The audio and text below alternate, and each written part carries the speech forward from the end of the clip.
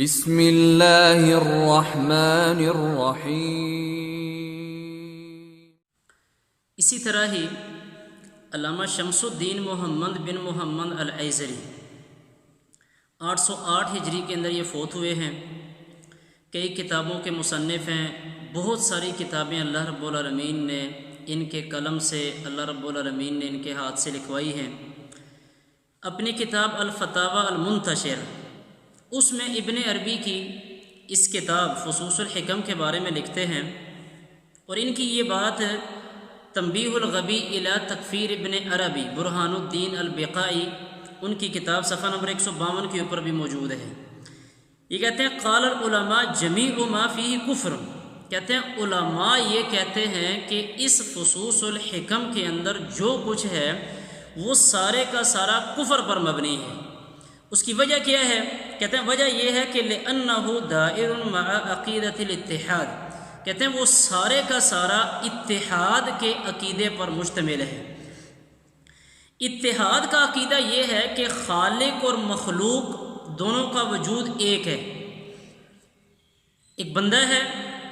یہی اللہ ہے، اور اللہ رب العالمین وہ بندہ ہے، یعنی خالق اور مخلوق دونوں ایک جسم میں متحد ہیں، اکٹھے ہیں۔ یہ اتحاد کا عقیدہ ہے، اور اس عقیدے کی وجہ سے کہ ایک انسان ہے،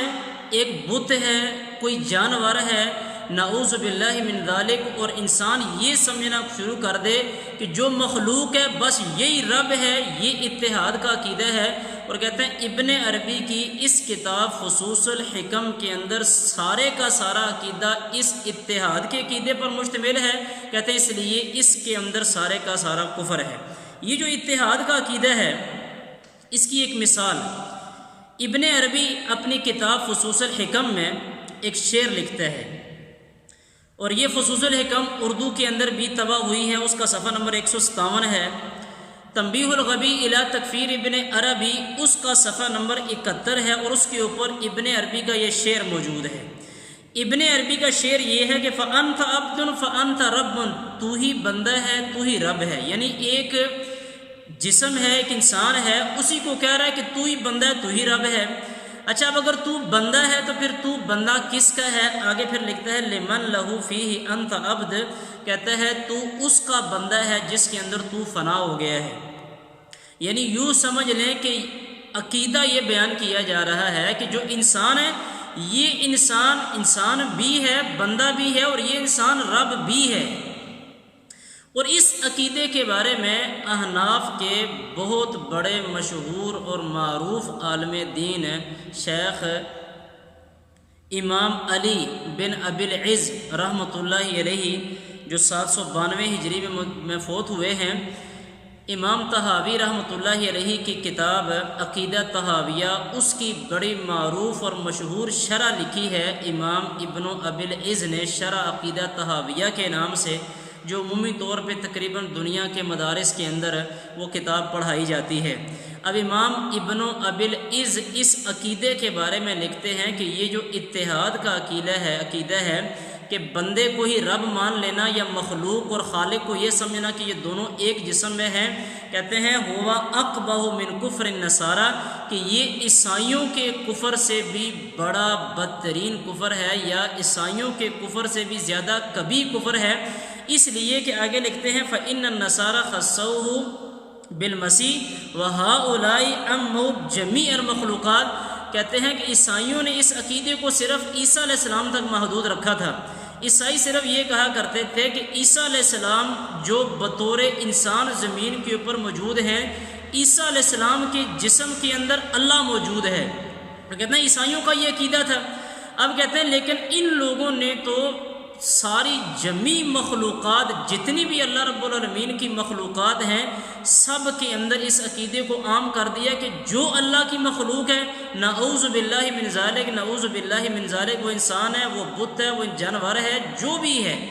وہ کوئی درندہ ہے، کوئی پرندہ ہے، ہر ایک کے اندر نعوذ باللہ من ذالک اللہ رب العالمین موجود ہے۔ ہر ایک کو ہی ہم رب مان سکتے ہیں، ہر ایک کو ہی ہم رب کہہ سکتے ہیں۔ اگلی بات کہتے ہیں کہ اگر ہم اس کو توحید مان لیں کہ خالق اور مخلوق دونوں کو یہ ہم سمجھ لیں کہ یہ دونوں خالق اور مخلوق دونوں کا وجود ایک ہے، اگر یہ توحید ہے تو کہتے ہیں پھر ہمیں یہ ماننا پڑے گا کہ ان فرعون قومہ کامل الایمان عارفون باللہ الحقیقت، پھر تو ہمیں یہ ماننا پڑے گا کہ فرعون اور فرعون کی قوم وہ کامل ایمان والے تھے، اور ہمیں یہ ماننا پڑے گا کہ فرعون اور اس کی قوم وہ حقیقت میں اللہ رب العالمین کو جاننے والے تھے۔ اگر ہم یہ عقیدہ مان لیں کہ یہ توحید ہے، اور کہتے ہیں اگر ہم اس کو توحید مان لیتے ہیں کہ خالق اور مخلوق دونوں کا وجود ایک ہے، دونوں ایک وجود کے اندر متحد ہیں، اکٹھے ہیں، تو کہتے ہیں پھر ہمیں یہ بھی ماننا پڑے گا کہ ان عباد الاصنام علی الحق والصواب، کہ یہ جو بتوں کی پوجا کرنے والے لوگ ہیں پھر تو یہ بالکل درست کام کر رہے ہیں، اس لیے کہ وہ جو بت ہے یہ پوجا اس بت کی کر رہے ہیں۔ جب ہم نے یہ کہہ دیا کہ ہر مخلوق کے جسم میں اللہ موجود ہے، اس کا مطلب یہ ہے کہ اس بت کے اندر بھی اللہ موجود ہے، تو جب وہ بت کی عبادت کر رہے ہیں اس کا مطلب یہ ہے کہ وہ اللہ رب العالمین کی عبادت کر رہے ہیں۔ اور کہتے ہیں انما عبد اللہ لا غیرہ، پھر تو انہوں نے اللہ رب العالمین کی ہی عبادت کی ہے، اللہ رب العالمین کے علاوہ تو انہوں نے کسی کی عبادت نہیں کی۔ اس لیے کہتے ہیں کہ یہ والا جو عقیدہ میں امام اعظری کہتے ہیں کہ یہ والا عقیدہ، اس عقیدے کی وجہ سے یہ ساری کی ساری کتاب وہ کفر اور شرک سے بھری ہوئی ہے۔ یہاں ایک اور بات میں عرض کرتا چلوں کہ وقت اتنا زیادہ نہیں ہے کہ سارے علماء کے اقوال اور ان کی جو باتیں ہیں، ان کے جو اثرات ہیں ابن عربی کے بارے میں وہ ساری نقل کی۔ میں صرف ایک کتاب آپ کے سامنے رکھتا ہوں، اس کتاب کا نام ہی ابن عربی ہے، اس میں سلف کا موقف واضح کیا گیا ہے۔ دغش بن شبیب العجمی مصنف ہیں اس کتاب کے لکھنے والے، اور یہ کتاب مکتبہ اہل العصر کویت سے چھپی ہے، تقریباً 929 صفحات کے اوپر یہ کتاب مشتمل ہے۔ اور اس کتاب میں دغش بن شبیب العجمی رحمۃ اللہ علیہ نے انہوں نے اس کتاب میں تقریباً 220 کے لگ بھگ ائمہ کرام محدثین اور محققین کے اقوال اور اثرات ابن عربی اور ابن عربی کی جماعت اور ابن عربی کے عقائد کے بارے میں وہ جمع کیے ہیں۔ آپ یہ کتاب نیٹ کے اوپر مل جائے گی، یہ کتاب مارکیٹ کے اندر بھی دستیاب ہوگی۔ اس کتاب میں وہ جو محققین یا محدثین جن میں بڑے بڑے ائمہ کرام موجود ہیں، حافظ ابن حجر رحمۃ اللہ علیہ، امام ذہبی رحمۃ اللہ علیہ، امام ابن ابی العز ملا علی قاری الحنفی رحمۃ اللہ علیہ، اور وہ جتنے 220 کے لگ بھگ جو ائمہ کرام ہیں، علماء ہیں، محققین ہیں، ان میں فقہ حنفی کے ائمہ کرام بھی موجود ہیں، فقہ حنبلی کے ائمہ کرام بھی موجود ہیں، فقہ شافعی کے ائمہ کرام بھی موجود ہیں، فقہ مالکی کے ائمہ کرام بھی موجود ہیں، اور اہل حدیث ائمہ کرام میں سے بھی کئی ایک اس میں موجود ہیں کہ جن لوگوں کے اثرات انہوں نے نقل کیے ہیں، آپ پڑھ کے حیران ہو جائیں گے کہ محققین اور محدثین کے اثرات کیا ہیں ابن عربی کے بارے میں اور ابن عربی کی جماعت کے بارے میں۔ اب یہاں ایک سوال یہ پیدا ہوتا ہے کہ اس کتاب کے حوالے سے یہ کتاب میرے پاس موجود ہے، اگر کسی بندے کو چاہیے ہو تو وہ کمنٹس کے اندر وہ اپنا نمبر لکھ دے، واٹس ایپ کا نمبر لکھ کے تو اس کو واٹس ایپ کے اوپر یہ کتاب انشاءاللہ تعالی ارسال کروں گا۔ مسئلہ اب یہاں پہ یہ ہے کہ یہ جو بعض لوگ ابن عربی کی تعریف کرتے ہیں، ابن عربی کے بارے میں اچھے کلمات استعمال کرتے ہیں، ان لوگوں نے کیوں استعمال کیے ہیں؟ یہاں ایک بات مد نظر رکھیں کہ ابن عربی کے بارے میں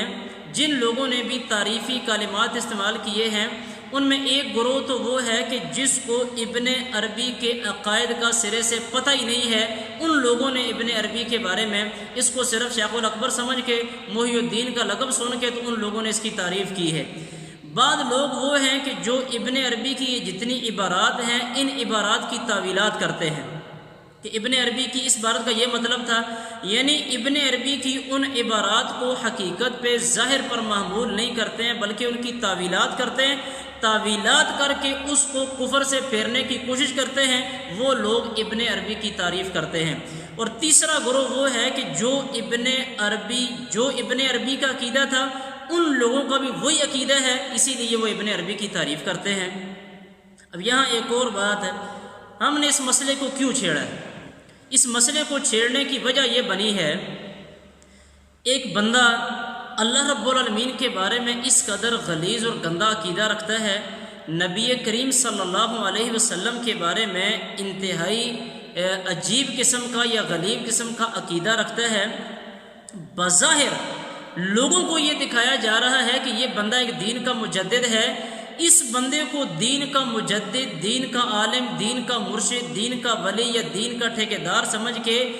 مسئلہ ہم نے اس لیے چھیڑا کہ کہیں اس بندے کی تعظیم میں ہم نکلتے نکلتے کہیں اللہ رب العالمین کو ناراض نہ کر لیں،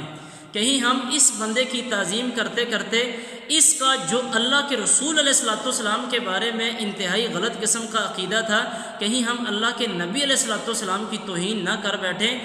بہت ساری مسلمانوں کی اکثریت ایسی ہے جن لوگوں کو دین سے ناواقفیت ہے، وہ لوگ دین کے اتنے لمبے چوڑے مسائل کے اندر نہیں پڑتے ہیں۔ ان لوگوں کے ایمان کو بچانے کے لیے، ان لوگوں کو اللہ رب العالمین کے قریب کرنے کے لیے یہ مسئلہ چھیڑا ہے کہ اللہ کے لیے اس مسئلے کو سمجھیں۔ یہ مسئلہ کوئی اتنا زیادہ وہ عام نہیں ہے، یا اتنا یوں سمجھ لیں کہ اتنا ویسے نہیں ہے کہ ہر بندہ جو ہے وہ ابن عربی کی تعریف کرنا شروع کر دے۔ نہیں، ابن عربی کی تعریف کرنے کا مطلب یہ ہے کہ ہم اللہ رب العالمین کی توہین کر رہے ہیں۔ ابن عربی کی تعظیم یا ابن عربی کا احترام یا ابن عربی کے بارے میں تعریفی کلمات وہ استعمال کرنے کا مطلب یہ ہے کہ ہم اللہ کے رسول صلی اللہ علیہ وسلم کی توہین کر رہے ہیں۔ تو لہذا صرف ظاہر کو نہیں دیکھا جاتا، بظاہر جو اس وقت اس ڈرامے کے اندر پیش کیا جا رہا ہے وہ اس کو ایک مجدد کے طور پہ پیش کیا جا رہا ہے، لیکن اس بات کی تحقیق کریں۔ میری باتوں کے اوپر اگر کسی کو یقین نہیں ہے تو میری باتوں کے اوپر یقین نہ کریں، کتابیں پڑھیں، ابن عربی کا عقیدہ پڑھیں، ابن عربی کا اللہ رب العالمین کے بارے میں کیا عقیدہ تھا، ابن عربی کا نبی کریم علیہ الصلوۃ والسلام کے بارے میں کیا عقیدہ تھا، وہ پڑھیں، اس کے بعد اپنا رستہ، اپنی ڈائریکشن سیدھی کریں، کہیں ہم اللہ رب العالمین کو ناراض نہ کر لیں۔ اللہ رب العالمین ہمیں سمجھنے کی اور عمل کرنے کی توفیق عطا فرمائے، اور اللہ رب العالمین ہمیں خالص توحید اور سنت کو سمجھنے کی اور اللہ تعالیٰ ہمیں اس پہ عمل کرنے کی توفیق عطا فرمائے۔ اللہ تعالیٰ ہمیں خالص قرآن پہ، سنت پہ عمل کی توفیق دے۔ اللہ تعالیٰ ہمیں اسی توحید پہ، خالص قرآن و سنت پہ عمل کرتے ہوئے ہی اللہ رب العالمین ہمیں دنیا سے لے کے جائے۔ اللہ تعالیٰ ہمیں اسی پہ موت دے۔ اللہ کل قیامت والے دن نبی صلی اللہ علیہ وسلم کا ساتھ نصیب فرمائے، اور اللہ تعالیٰ ہمیں دنیا میں غلیظ اور گمراہ قسم کے عقائد، اللہ ہمیں اس سے بچنے کی توفیق عطا فرمائے۔ وآخر دعوانا ان الحمد للہ رب العالمین۔